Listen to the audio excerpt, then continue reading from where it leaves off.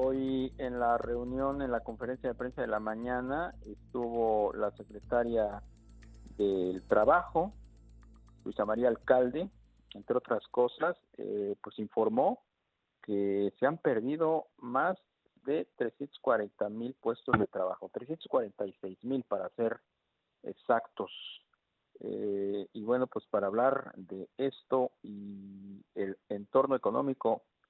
saludamos con mucho gusto al analista económico, precisamente Pedro Tello. ¿Cómo estás, Pedro?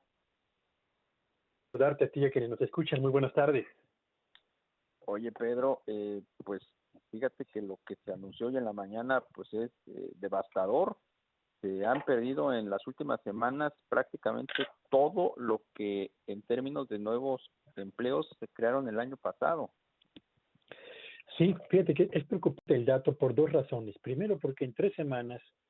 como bien lo ha señalado, se perdió todo o una cantidad superior a los empleos que se generaron en el sector formal de la economía durante todo el año pasado. Y vale la pena señalar, Darío Auditorio, que los empleos que se generaron en el 2019 equivalen apenas a la mitad de los empleos que se generaron en el año previo, es decir, en 2018. Así que estamos frente a una circunstancia doblemente preocupante, porque cerramos 2019 generando apenas la mitad de los empleos del año previo, o el equivalente a la tercera parte, Darío, de los empleos que se debieron generar solamente en un año para atender el crecimiento natural de la población, y estamos transitando por este 2020 en el que en solo 3 semanas hemos perdido 346,000 puestos de trabajo. Estamos hablando que el corte se hace al día 6 de abril, es decir, justo cuando empieza la emergencia sanitaria y cuando empieza, digamos, a decretarse el cierre de actividades no esenciales, de tal suerte que hacia las próximas semanas de este mes, seguramente, o no seguramente, con toda certeza, la cantidad de empleos que se van a perder se va a disparar hasta niveles francamente alarmantes. Y bueno, ¿dónde queda pues ese dato del presidente del domingo pasado que tiene pues la meta de crear 2 millones de empleos este año? ¿Cómo y bajo qué circunstancias? Yo creo que no hay manera de que ese pronóstico o ese deseo o esa buena intención se vaya a cumplir. Cuando el presidente dice que van a generarse en 9 meses, no en un año, en 9 meses, 2 millones de puestos de trabajo, lo primero que me viene a mí a la mente es que para que eso ocurra, la cantidad de recursos que por concepto de inversión pública tendrían que movilizarse, tendría que ser por lo menos 4 o 5 veces más el presupuesto que en este año se destinó a la inversión gubernamental. Pero tendría que ser también acompañado, Darío Auditorio, por un repunte significativo de la inversión del sector privado, que acumula en el primer mes de este 2020 una caída importante contra un de por sí bajo nivel de inversión que se reportó en enero del año anterior. Así que no hay manera de que se pueda cumplir el pronóstico, vamos, ni siquiera la generación de la quinta parte de los empleos que ofreció el presidente de la República, porque es evidente que vamos a cerrar 2020 no con la generación de empleos en términos netos, sino con una reducción en términos absolutos de los puestos de trabajo en el sector formal de la economía. Ahora, el presidente le está apostando a sus proyectos de infraestructura insignia como el aeropuerto de Santa Lucía, la refinería de Dos Bocas, el tren transísmico, entre otras, para generar nuevas fuentes de trabajo, pero no son suficientes. Ahora, este plan que también anunció el domingo de pues transferir créditos a micronegocios, ¿cuánto en términos de empleos pudiera estar creando en las próximas semanas, en los próximos meses? Es interesante esto porque los proyectos de Dos Bocas, el tren transísmico, el tren Maya y el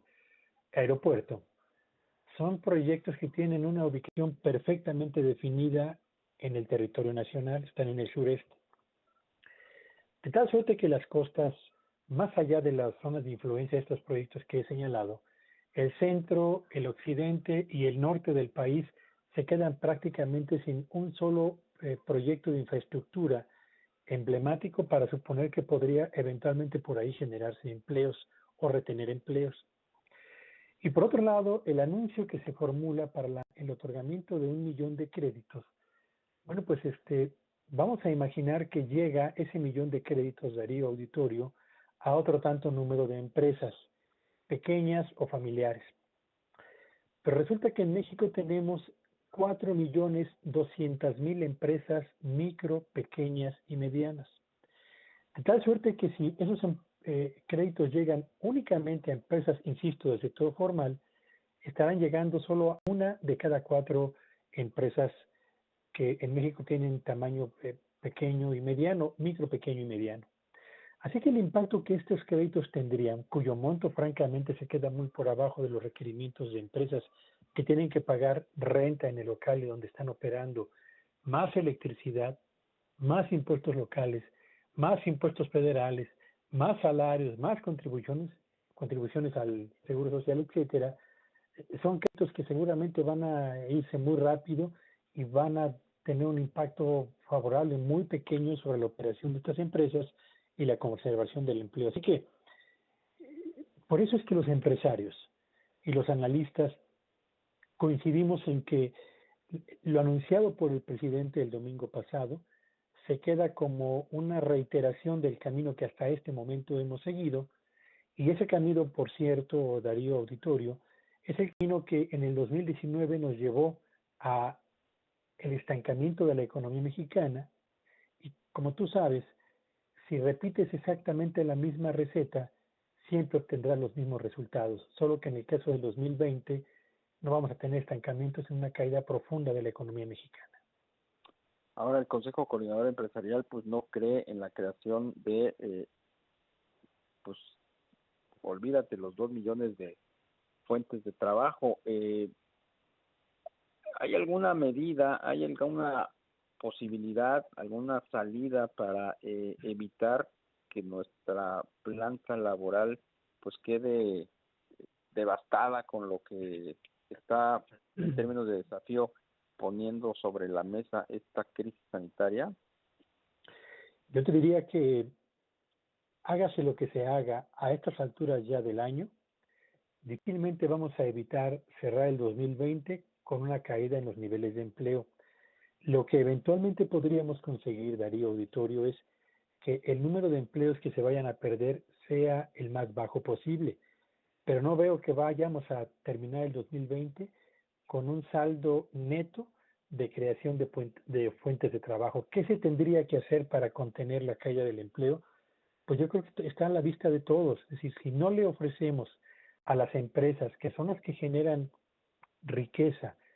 las que generan y conservan puestos de trabajo, si no les ofrecemos una inyección de recursos que les permita mantenerse en operación y cubrir al mismo tiempo sus costos de operación más relevantes, no hay manera de suponer que las empresas por sí mismas van a estar en condiciones, uno, de reabrir sin mayores complicaciones en costos tan pronto se retire la contingencia sanitaria o la emergencia sanitaria, y dos, de retener el total de puestos de trabajo que tenían antes de cerrar temporalmente sus puertas. Así que, ¿qué hacer? Bueno, pues hay que inyectarles recursos. Esa es la única salida que existe en este momento, y más allá de nuestras fronteras, en Francia, en Italia, en Estados Unidos, en Canadá, en Chile, en China, en Corea del Sur, ahora mismo en Japón, esa es exactamente la fórmula que se está siguiendo, porque esa es la única que puede eventualmente contener parte de los efectos negativos de esta crisis que se nos viene encima. Pero por ahí está cerrada la puerta, ya dijo Carlos Salazar, el presidente del Consejo Coordinador Empresarial. No, le cerraron la puerta a los empresarios. Lo que es increíble, Darío, es que justo cuando tendríamos que estar acreditando en la mesa de negociación el trabajo colectivo, el acuerdo de todos los sectores, y hablo de trabajadores, hablo de empresarios y hablo de gobierno federal, pero también de los gobiernos estatales, justo cuando tendríamos que estar sentados en la mesa para definir qué hacer y sincronizar todas las acciones de todos los sectores pues, involucrados, estamos frente a una sociedad que se está polarizando y donde al menos dos de los sectores o dos de los actores más importantes en materia económica, el gobierno federal y los empresarios, lejos de acercarse, se están distanciando y ahora empiezan ya los misiles en las declaraciones para inculpar unos a otros, mientras tenemos en medio a una sociedad que es y será presa y al mismo tiempo la que generará los daños colaterales de todo este desencuentro entre empresarios y gobierno, Darío. Pues así está la cosa, Pedro Tello, analista económico. Muchísimas gracias por tomarnos la llamada. Gracias por la invitación y buenas tardes a todos. Muy buenas tardes.